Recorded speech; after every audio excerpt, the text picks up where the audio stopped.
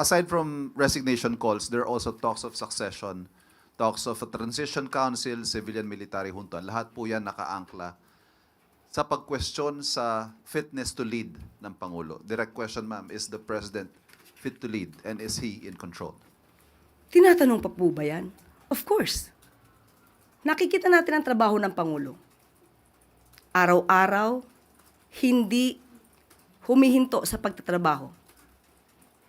Ni hindi nga po nakakapagbakasyon. At hindi nakakapunta sa beach para mag-swimming. So, sino po ba talaga ang ready na maging leader ng bansa? Walang iba kundi ang Pangulong Marcos Jr. Yusek, since na-mention nyo, gusto nyo matapos na muna yung sinasabi ni Saldico, how important it is for the palace to listen yung lahat ng sasabihin ni Saldico? Kung nagiging parte po ito ng balita at ito po ay nagiging issue, hindi naman po hindi pwedeng pakinggan ito. Kailangan lahat po na nangyayari sa bansa, basta po verified, pinapakinggan po ito.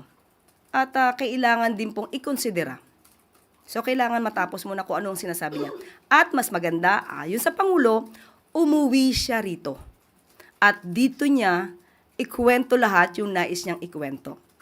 Dahil kapag nagkukwento ka lang sa likod ng monitor, ang hirap tignan at i-assess ang credibility ng taong nagtatago lang.